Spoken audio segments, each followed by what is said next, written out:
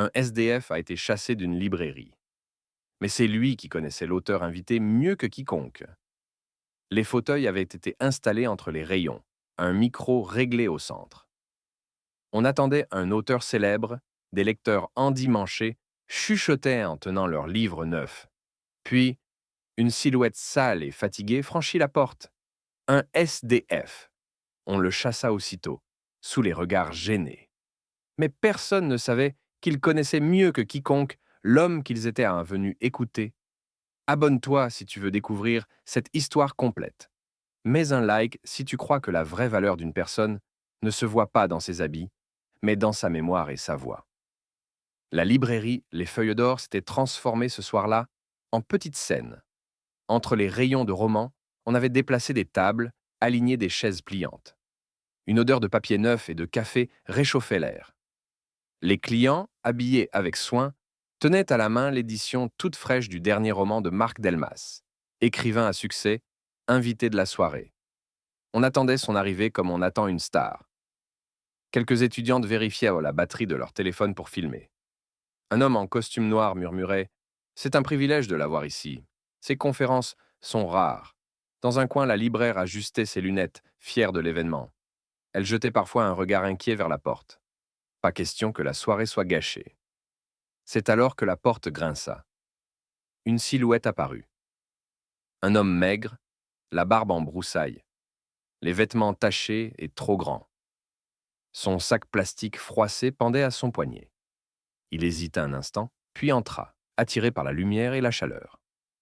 Les conversations se figèrent. Les regards se levèrent, surpris, puis crispés. « Oh non !»« Pas ce soir », souffla la libraire. L'homme, un SDF que certains habitués avaient déjà vu traîner autour du quartier, fit quelques pas hésitants. Il se tourna vers les rayons, ses yeux brillants malgré la fatigue. Ses lèvres murmurèrent comme une prière. « Delmas, Marc Delmas !» Mais avant qu'il n'aille plus loin, un vigile, massif, s'approcha rapidement. « Monsieur, pas ici. Dehors. »« Je voulais juste... »« Dehors !» Le vigile posa une main ferme sur son bras, le guidant vers la porte. L'homme protesta faiblement. « Je connais ces livres. Je les ai lus. » Quelques rires étouffés fusèrent. Une femme murmura à son voisin. « Regarde-le. Il lit, lui ?» Murmure, soupir gêné. Personne ne dit rien pour l'arrêter. Les gens détournèrent sur les yeux, préférant ignorer la scène. Le SDF fut presque poussé vers l'extérieur. La libraire soupira de soulagement, prête à reprendre le fil de la soirée. Mais au moment où la porte allait se refermer, une silhouette élégante entra. Un homme aux cheveux grisonnants, manteau sombre, sourire fatigué mais charismatique. C'était Marc Delmas lui-même. La salle se leva pour applaudir. L'auteur leva une main, reconnaissant. Mais son regard tomba aussitôt sur l'homme que le vigile repoussait dehors. Et ses traits se figèrent. Ses yeux s'élargirent d'une stupeur sincère. « Attendez !» La voix de Delmas coupa l'applaudissement. « Laissez-le. » La salle se tourna, interdite. Le vigile hésita, mais relâcha le bras du SDF. L'homme leva les yeux vers l'auteur, et un sourire émacié illumina soudain son visage fatigué. « Marc, tu te souviens de moi ?» Un silence lourd s'abattit. Tous attendaient. L'auteur inspira, son regard planté dans celui du vieil homme défait. « Bien sûr que je me souviens. Comment pourrais-je oublier ?» Et la salle entière comprit que quelque chose venait de basculer. Le silence qui suivit la phrase de Marc Delmas était presque irréel. On n'entendait plus le souffle du chauffage, ni le grincement de la porte, ni même le bruissement des pages, que quelques lecteurs tenaient encore nerveusement entre leurs doigts. Tous les regards s'étaient fixés sur l'auteur et sur cet homme qu'on avait tenté de chasser. Le vigile recula d'un pas, gêné. La libraire, rouge d'embarras, chercha ses mots. « Monsieur Delmas, Nous pensions... » « Vous pensiez qu'il n'avait pas sa place ici, » coupa calmement l'écrivain.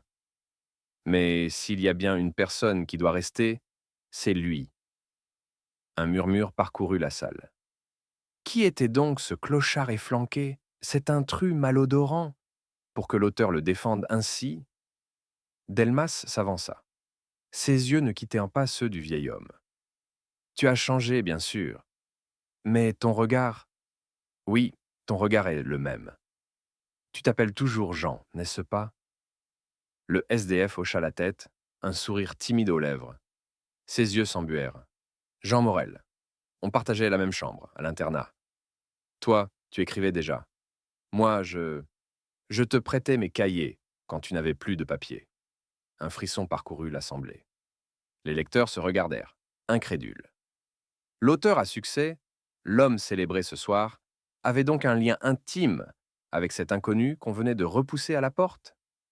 Delmas se tourna vers la salle. Vous êtes venu entendre parler de mon dernier livre. Mais avant, vous devez savoir une chose.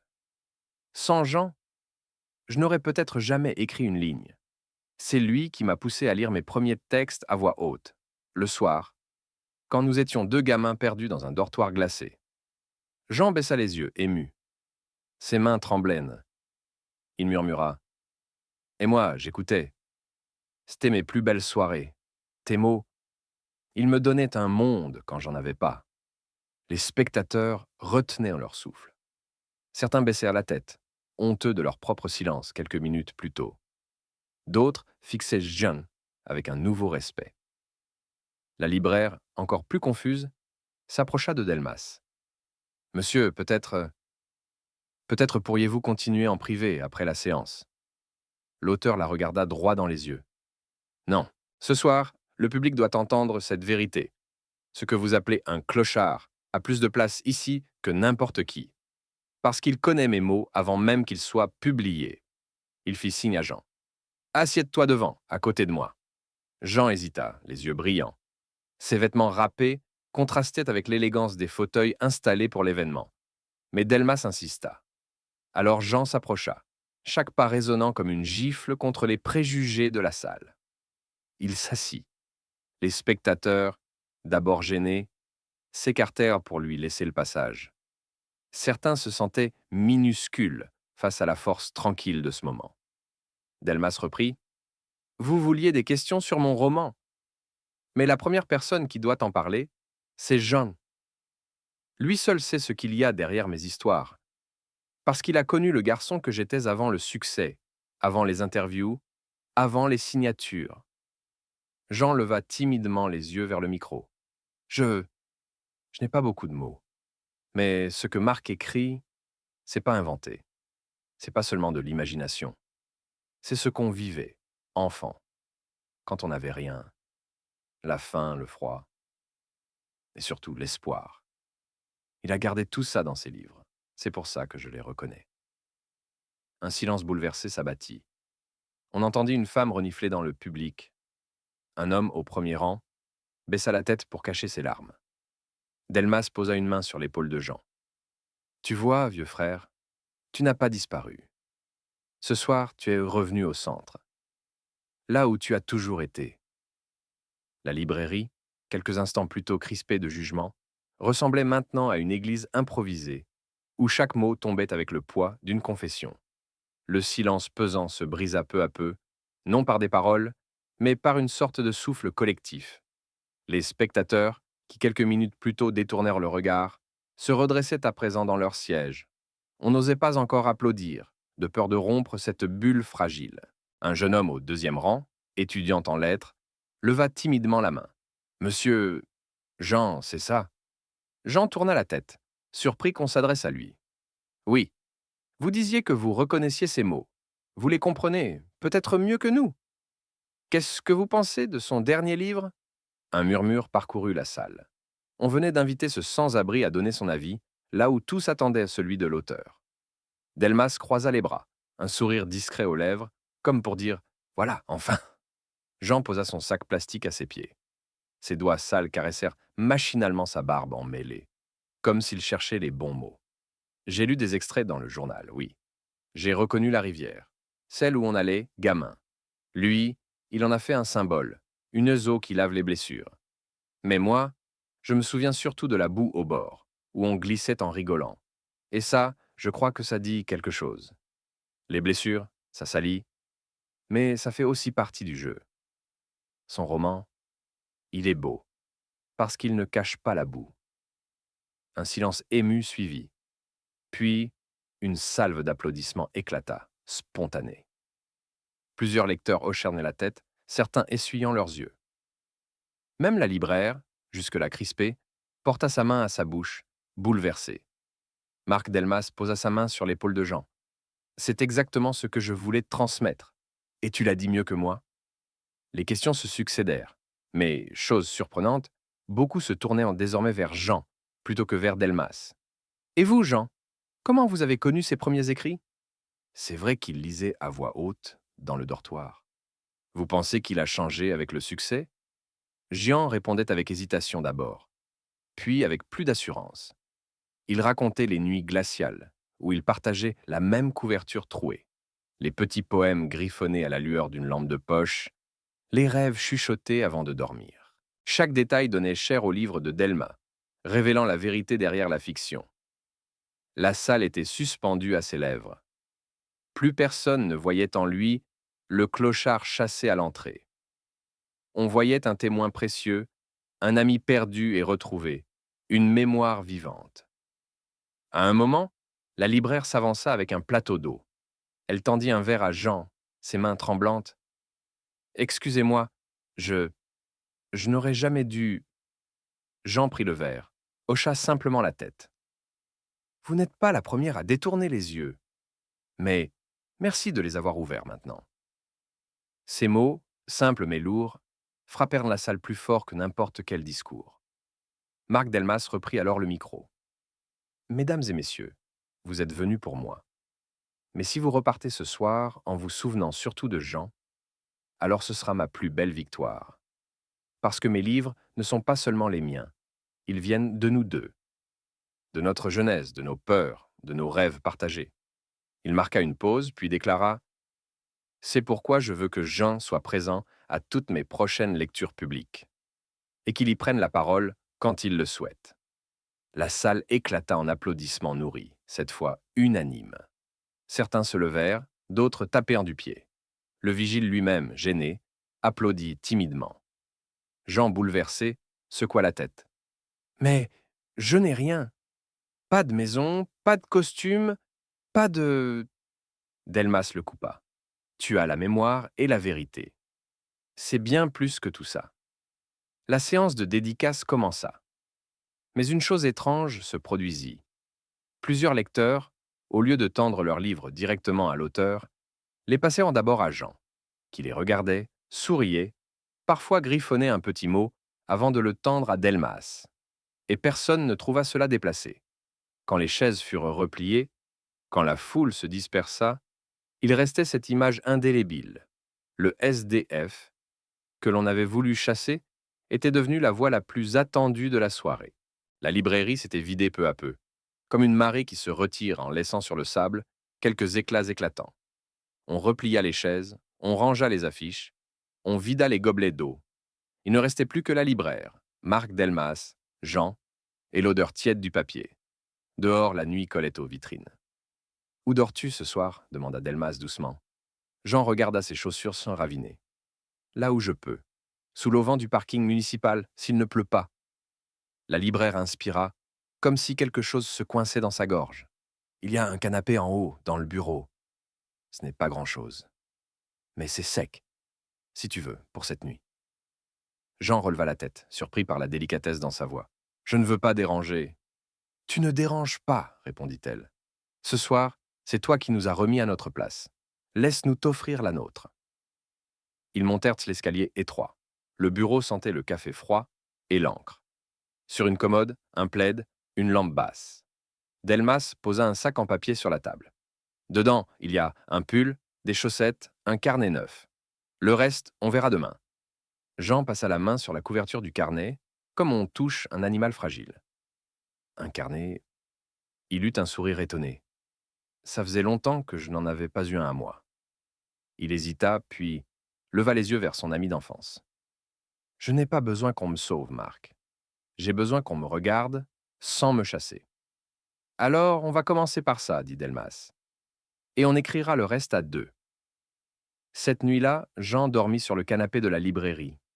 Il dormit d'un sommeil sans sursaut, la main posée sur le carnet fermé, comme un veilleur pose la main sur une clé. Les jours suivants, l'écho de la soirée se répandit. Un article parut. Dans une librairie, l'invité surprise du grand écrivain. On y parlait de Jean, pas comme d'un SDF anonyme, mais comme d'une mémoire vivante.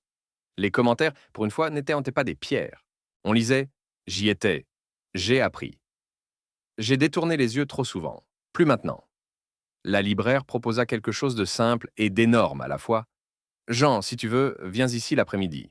Tu peux ranger, préparer les chaises, mais surtout, tenir un cercle de lecture le mercredi. Tu l'appelleras comme tu veux. » Jean se gratta la barbe, embarrassé et fier. « Un cercle de boue et de rivière, dit-il en riant. On lira les livres sans les polir, comme on est. » Parfait. Delmas, lui, s'occupa du discret. Un rendez-vous au centre d'hébergement, un coiffeur de quartier qui travaillait en silence, une paire de chaussures solides laissées sans discours, un papier à la mairie pour refaire une carte d'identité. Il veilla à ne pas confisquer la dignité en la réparant. Chaque geste, Jean l'acceptait ou le refusait. On parlait comme on marche ensemble, au pas de l'autre. Le mercredi suivant, 8 personnes s'assirent en cercle entre les rayons. Il y avait une lycéenne, un retraité, une infirmière en blouse encore froissée, un homme en costume qui avait détourné le regard la semaine d'avant. Jean ouvrit son carnet neuf. « Aujourd'hui, c'est la rivière, dit-il. Mais on parlera aussi de la boue. » Il lut. Sa voix n'était pas celle d'un orateur.